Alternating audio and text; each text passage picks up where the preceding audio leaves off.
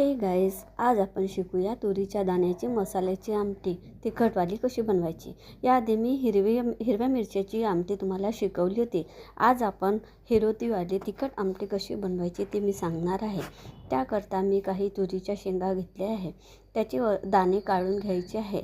दाणे काढल्यानंतर निवडायचे आहे। स्वच्छ 2-3 पाण्याने धुवून घ्यायचे आहे। धुतल्यानंतर आपल्याला हे दाणे तळून घ्यायचे आहे। त्याकरता दाणे, एक टमाटर, थोड्या 5-6 लसणाच्या कळ्या, 2 हिरवे मिरची हे त्या दाण्यासोबतच आपल्याला थोडे भाजून घ्यायचे आहे। अशा प्रकारे टमाटर व्यवस्थित शिजल्यानंतर आपले हे दाणे शिजत असतात। आता मिक्सरमध्ये हे दाणे आपल्याला बारीक करायचे आहे। बारीक करताना थोडा हिरवा सांबार आपल्याला टाकायचा आहे। दाणे खूप जास्त बारीक करायचे नाही, फक्त दरदर ते बारीक करायचे आहे।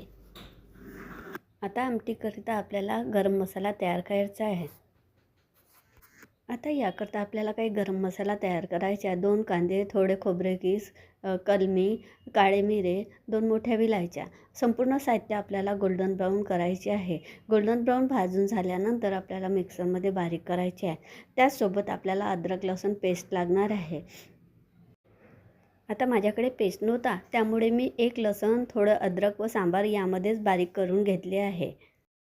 एका कढईमध्ये तेल गरम करायला ठेवले। त्यामध्ये जिरं, मोहरी, 1 तेजपान, 1 कांदा टाकून गोल्डन ब्राऊन कांदा झाला की त्यामध्ये आपण जे कांद्याची व अद्रक लसणाची पेस्ट तयार केली ती यामध्ये टाकायची आहे व हे पण व्यवस्थित भाजून घ्यायचे आहे।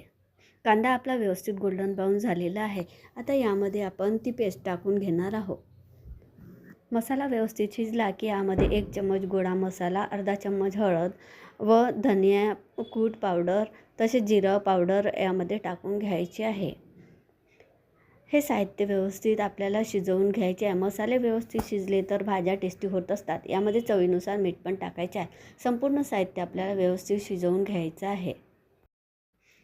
मसाले व्यवस्थित झाले की त्यावर तेल येत असते। आता यामध्ये 2 चम्मच हिरोती टाकायची आहे। यानंतर आपण जे तुरीचे दाणे बारीक केले होते त्या दाण्याची पेस्ट आपल्याला यामध्ये टाकायची आहे।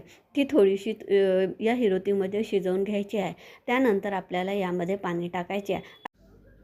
दाणे 1 पाव होते, त्यामुळे यामध्ये मला 3.5 ग्लास पाणी लागले। आमटी थंड झाल्यावर घट्ट होत असते, त्यामुळे पाणी थोडे जास्तच लागत असते। अशा प्रकारे आपली झणझणीत हिरोतीवाली आमटी तयार होत असते। दोन्ही आमट्या खायला छान वाटत असतात। हिरव्या मिरच्याची तर कधी हिरोतीच्या मसाल्याची, अशा प्रकारच्या दोन्ही प्रकारच्या आमट्या खायला छान वाटत असतात। तुम्ही नक्की करून बघा।